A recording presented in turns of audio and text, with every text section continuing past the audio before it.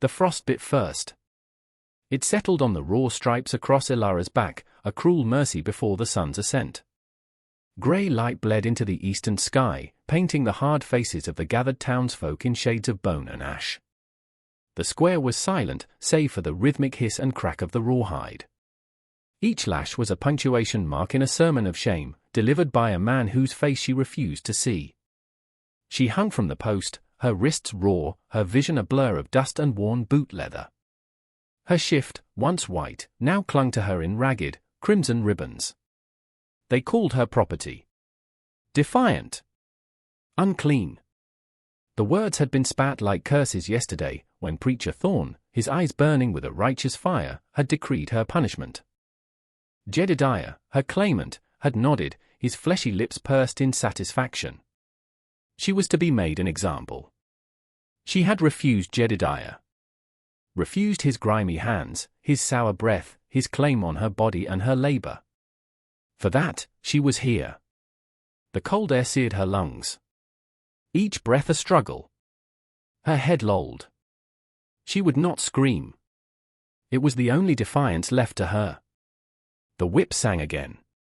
A gasp tore through the crowd, quickly stifled. Ilara's knees buckled, the ropes biting deeper. She thought of nothing. Of the wind that used to whip through the prairie grass, free and untamed.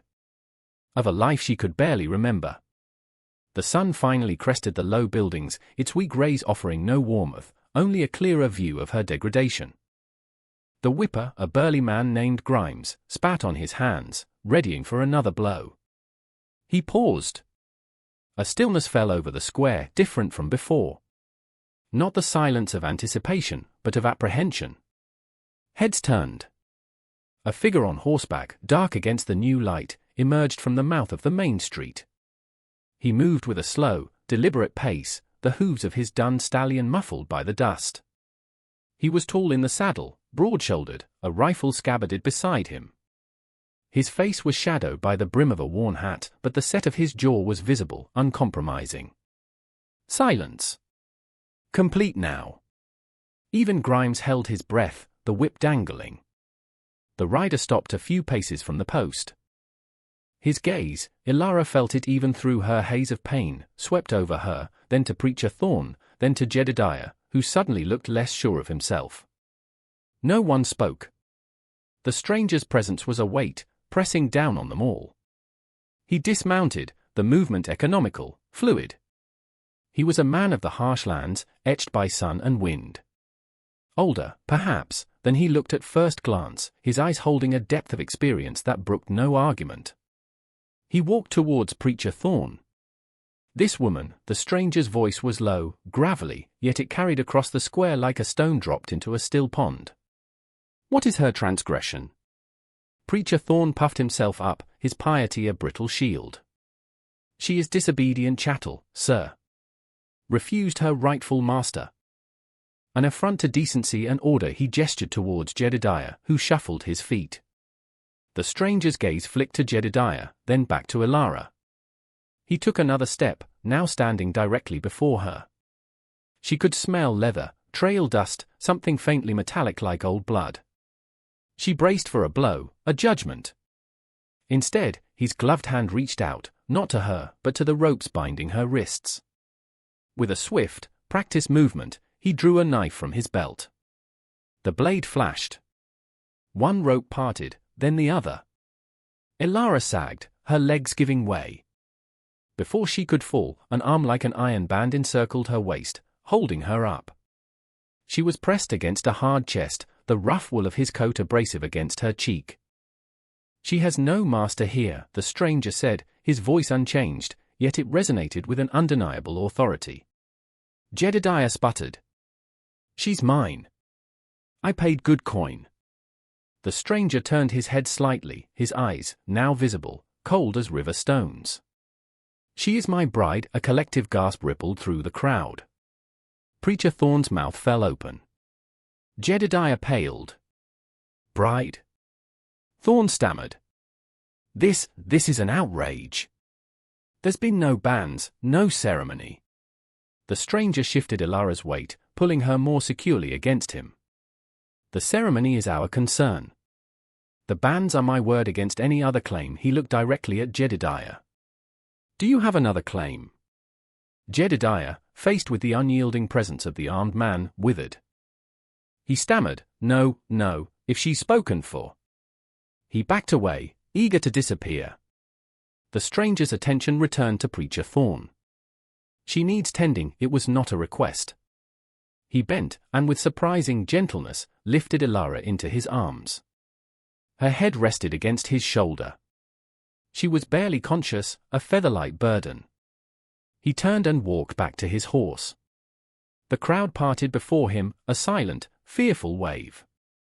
He mounted, settling her in front of him, her battered body cradled against his strength. Without a backward glance, he urged the stallion forward, out of the square, away from the town, leaving behind a silence thick with disbelief and the lingering scent of fear. The sun climbed higher, indifferent.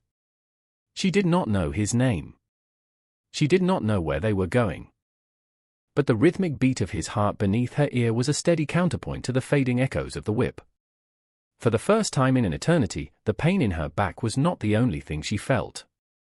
There was also the hard, unyielding support of the arm around her, a bulwark against the world that had tried to break her. She drifted into a darkness that was not entirely unwelcome. The ride was a blur of muted colors and jarring motion, punctuated by the steady rhythm of the horse's gait and the solid presence of the man who held her. Elara drifted in and out of a thin, pain-laced consciousness. Sometimes she felt the sun on her face, sometimes the cool shadow of trees. His arm never wavered. His silence was as vast and unchanging as the landscape they traversed. Hours passed, or perhaps a day. She lost track. The pain in her back was a constant, throbbing fire, but it had dulled from the sharp agony of the whipping post. When the horse finally stopped, the sudden stillness was almost as jarring as the ride itself. She felt herself being lifted, her body protesting with a fresh wave of agony. She squeezed her eyes shut, a faint moan escaping her lips, the first sound she had made. He said nothing. The air smelled of pine and damp earth, a clean, wild scent that was a stark contrast to the stale, close air of the town. She was carried, and then the scent of wood smoke joined the pine.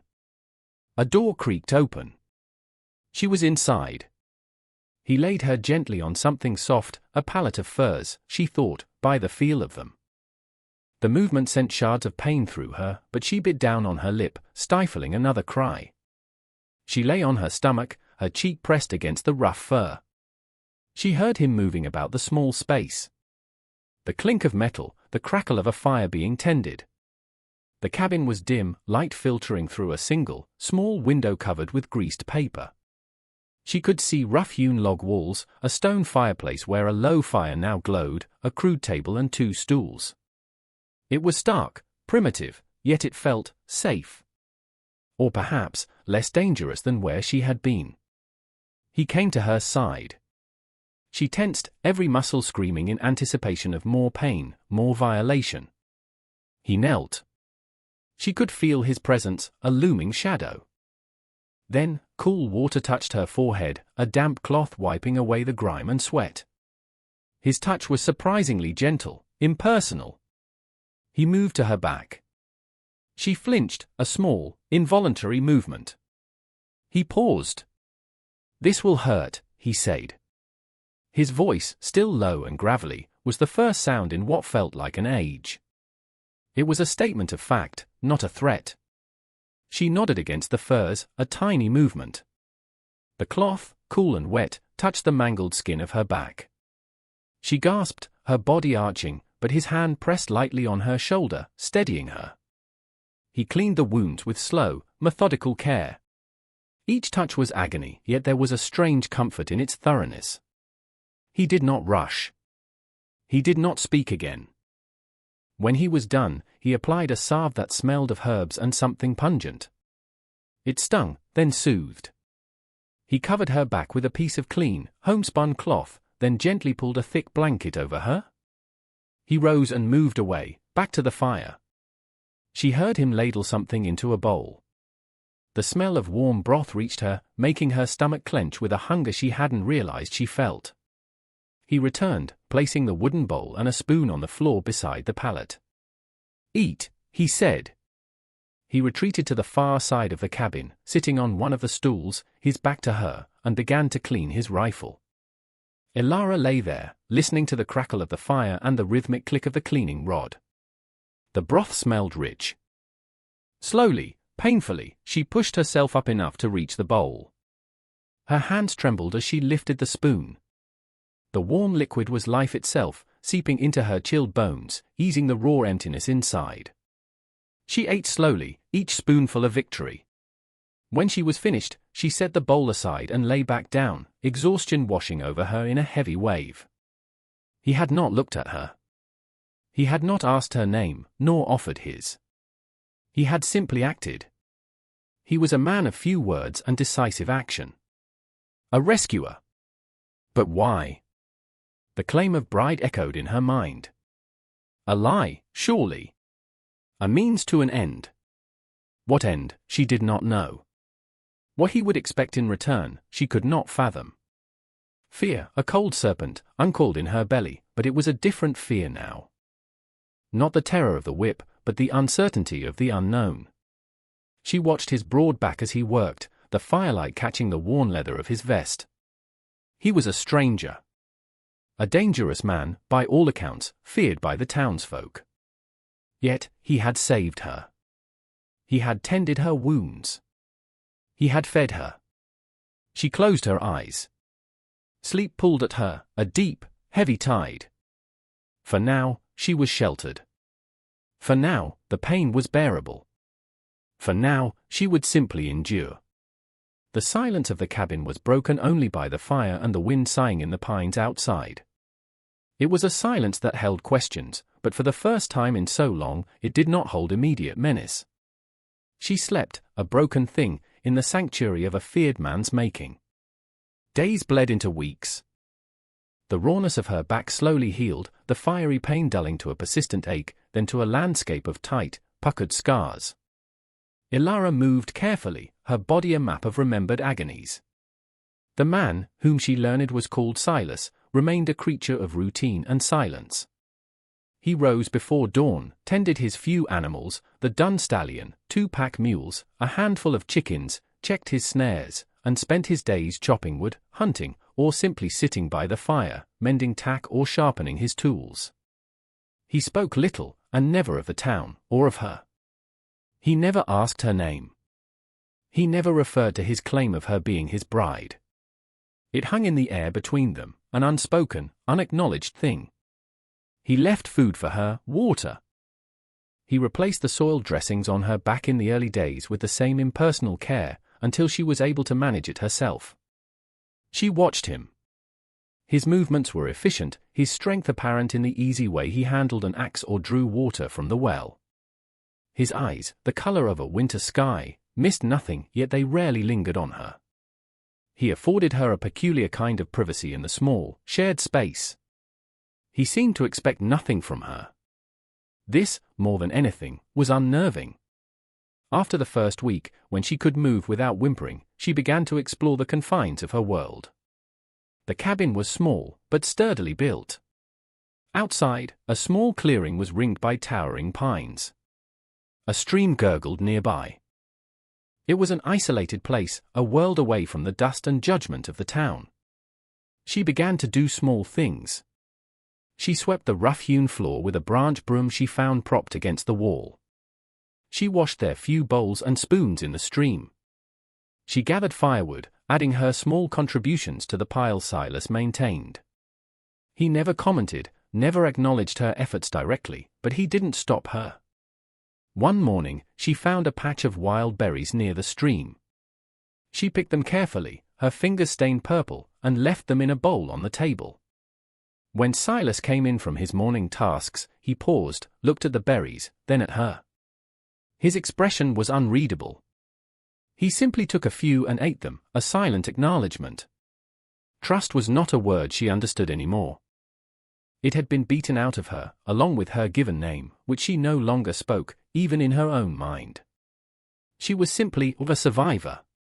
But a fragile seed of something else began to sprout in the barren soil of her fear. a kind of understanding. He offered her safety, and in return, she offered the quiet currency of her existence, her small efforts to lessen his burdens. One afternoon, he was splitting logs. The axe rose and fell with a powerful, hypnotic rhythm. She sat on a stump, mending a tear in her thin shift with a needle and thread she'd found in a small wooden box. He stopped, leaned the axe against the chopping block, and picked up a smaller hatchet. He selected a piece of kindling-sized wood, and with a few deft strokes, shaped one end into a handle.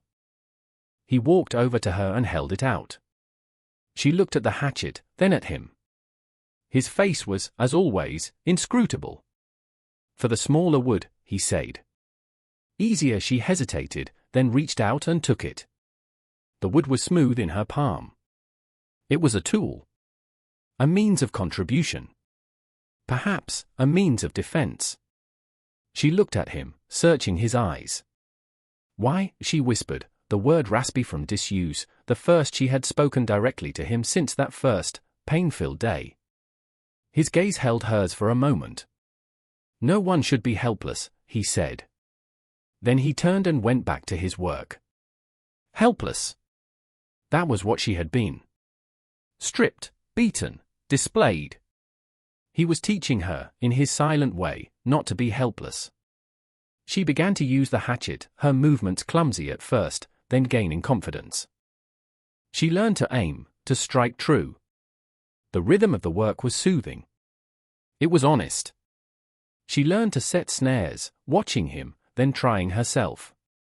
Her first catch, a scrawny rabbit, filled her with a fierce, unfamiliar pride. He had merely nodded when she showed it to him. But later, when they ate the stew she had helped prepare, there was a different quality to the silence between them. Not easy, not yet. But less fraught. She began to mend his clothes, patching worn elbows and reinforcing seams. He would leave a torn shirt on his stool and find it repaired the next day. No words were exchanged. But the thread stitched more than cloth. It stitched a delicate, tentative connection. One evening, a storm blew in. Wind howled through the pines, and rain lashed against the cabin. The fire sputtered. She sat huddled by the hearth, the sounds reminding her of the chaos of her old life. Silas sat opposite, sharpening his knife, his presence a steady anchor in the tumult. He looked up, his eyes meeting hers across the flickering firelight. He said nothing. But in that shared glance, as the storm raged outside, she felt a profound shift. The fear was still there, a shadow in the corners of her mind. But it was no longer all-consuming. Here, in this wild, secluded place, with this silent, formidable man, she was slowly, painstakingly, beginning to heal. The scars on her back were a testament to her past. The calluses forming on her hands were a testament to her present. She was learning to live again, one breath, one task, one shared silence at a time. The first snow had fallen, dusting the pines in white, when the past arrived. Elara was splitting kindling, the small hatchet a familiar weight in her hand.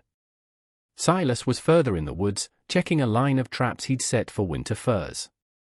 A sound made her pause, not the usual forest noises, but the crunch of boots on frosted ground, the low murmur of voices.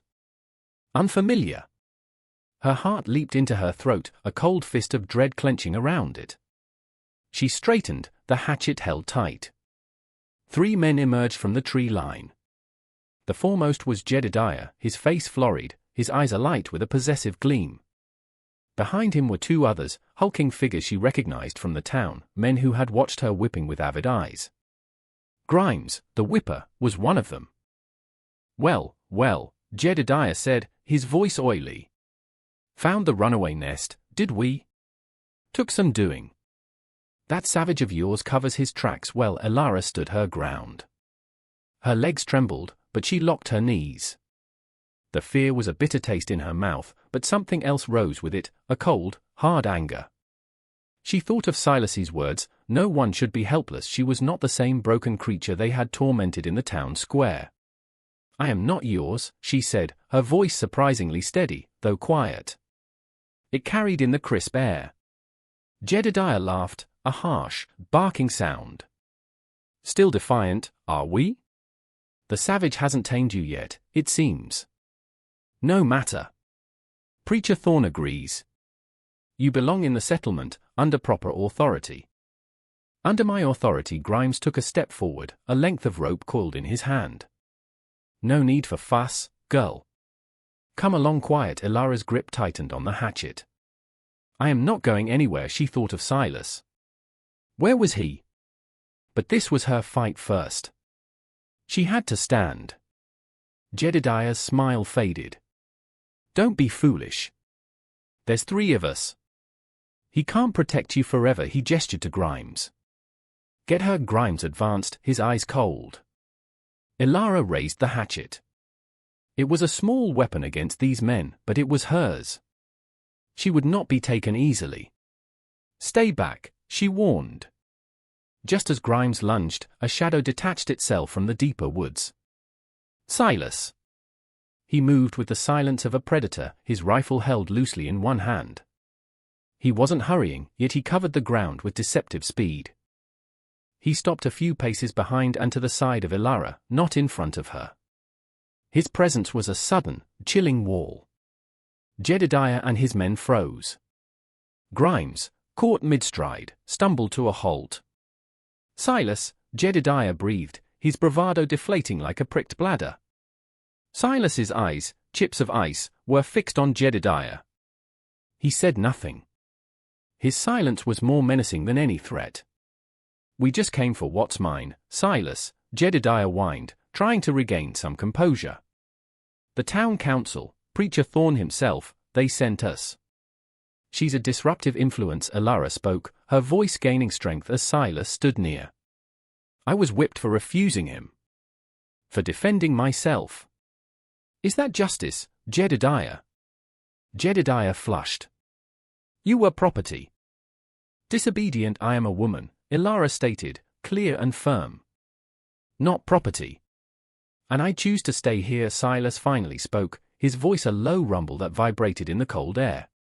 She has made her choice. He took a slight step, aligning himself more fully with her, a silent declaration of solidarity. Jedediah licked his lips, his gaze darting between Ilara's determined face and Silas's implacable one. The 2 thugs behind him shifted uneasily. They knew Silas's reputation. A man who lived by his own laws, who had faced down worse than them and walked away. This ain't lawful, Jedediah blustered, his voice lacking conviction. She's promised to me. She was never promised to you, Ilara corrected, her eyes burning. She was sold to you, like a beast of burden. I will not be sold. I will not be broken again. She looked at Silas. I am not running this time. Silas nodded, a fractional movement. His gaze returned to Jedediah. You heard her. Leave, and if we don't. Grimes challenged, though his eyes betrayed his fear. Silas's hand tightened slightly on his rifle. Then we'll stand. The simple words hung in the air, heavy with unspoken consequences. The 3 men looked at each other. They had come expecting to drag away a lone, terrified woman. They faced instead a woman who had found her steel, backed by a man who was a legend of quiet deadliness. The odds had shifted dramatically. Jedediah's bluster crumbled completely. He was a bully, not a fighter, especially not against a man like Silas. This isn't over, he snarled, but he was already backing away. The town won't stand for this. Grimes and the other man followed him, casting wary glances over their shoulders at Silas. They retreated into the trees, their departure far less confident than their arrival. The sounds of their crashing retreat faded, leaving behind a ringing silence. Ilara slowly lowered the hatchet, her arm trembling from adrenaline. She turned to Silas. His expression was unreadable as ever, but his eyes held a new light, something akin to respect. Thank you, she said, her voice husky. He merely inclined his head. You stood. He looked at the hatchet in her hand. You learned she had. She had faced her tormentors, spoken her truth, and found a strength she hadn't known she possessed. The fear was still there, a residue, but it no longer owned her. The clearing felt different now. No longer just a refuge, but a place she had defended. A place she had chosen. Silas turned and began to walk towards the cabin. Ilara watched him for a moment, then followed. The snow crunched under her boots. The air was cold, but clean. She was no longer just surviving. She was fighting. And with Silas by her side, she was not alone. The confrontation had been a storm, brief and violent, but it had cleared the air, leaving behind a stark, undeniable truth: she would not be a victim again. The winter deepened, blanketing the small homestead in a thick shroud of white. Jedediah and his men did not return. Word, it seemed, had spread. The woman with the feared Silas was not to be trifled with. The incident, though terrifying, had forged a new understanding between Ilara and Silas. The unspoken claim of bride, once a pragmatic lie uttered in a moment of crisis, now resonated with a different, quieter truth. It was not a claim of ownership, but of alliance, of shared sanctuary. Ilara found her voice, not just in defiance, but in daily life. She began to speak more freely, asking Silas about the woods, the animals, the turning of the seasons. He answered in his usual laconic style, but his responses were direct, informative. He taught her to track, to read the signs of the forest. She learned the names of the trees, the calls of the birds. Her world expanded beyond the immediate circle of the cabin. She found a tattered book in Silas's meager belongings, its pages filled with pressed flowers and handwritten notes about herbs and their properties. It was a woman's hand. She wondered about the woman who had made it, about Silas's past, a subject he never broached. But she saw a softness in his eyes sometimes, a fleeting sorrow when he looked at the book, and she did not press. One day, she found him staring at a small, intricately carved wooden bird, its paint faded. He held it with a tenderness that belied his rough exterior. He saw her looking and, for a moment, his guard seemed to drop. "My daughters," he said, his voice barely a whisper. "Lost her. And her mother." Fever, the words were stark, painful. He closed his hand around the bird, his face hardening again, but the brief glimpse into his sorrow was a profound offering. It explained the quiet protectiveness, the deep-seated morality. He had failed to save them. He would not fail again. Ilara reached out, her hand resting briefly on his arm. A small touch. An acknowledgement of his pain. He did not pull away. The cycle of victimhood had been broken for Ilara. She was no longer defined by the lash marks on her back, but by the strength in her hands, the clarity in her eyes, the resilience of her spirit. She began to sing sometimes, softly, as she worked, old forgotten melodies surfacing from a past before the darkness. The cabin, once just a shelter, became a home. They worked together, preparing for the long winter, their movements falling into a comfortable rhythm. She repaired the cabin's chinking, while he reinforced the small animal shed. They built a lean-to for firewood, their hands brushing occasionally, sending a jolt of unexpected warmth through her. It was not a spoken love, but a deep, abiding respect, a partnership forged in adversity and strengthened by shared silence and mutual reliance. One crisp morning, as the thaw began to whisper of spring, they were checking snares near the stream. Ilara spotted movement in the undergrowth. Not an animal. A child. A young girl, no more than 7 or 8, thin, ragged, her eyes wide with terror. She was alone. Ilara approached slowly, her heart aching with a familiar pang. "It's all right," she said, her voice gentle. "We won't hurt you." The girl flinched but didn't run. Silas hung back, allowing Ilara to take the lead. Ilara knelt, offering her hand.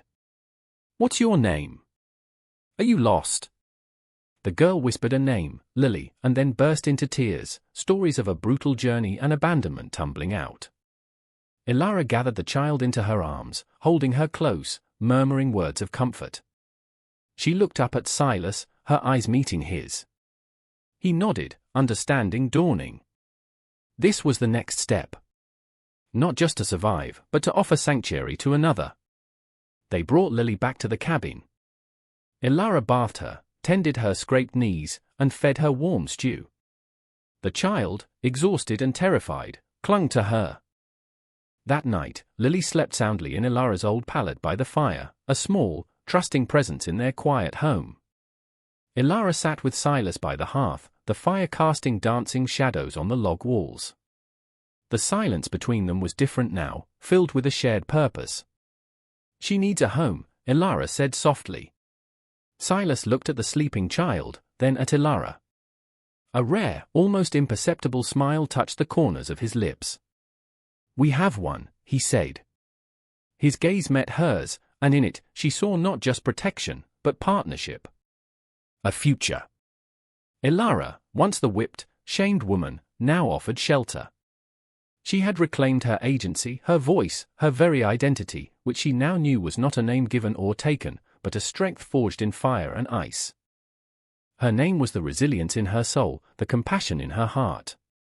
She was Ilara. She was a survivor. And now, she was a protector. The spring sun rose the next morning, melting the last of the snow, promising new growth. In the small cabin, nestled deep in the woods, a new family, unconventional but strong, faced the dawn.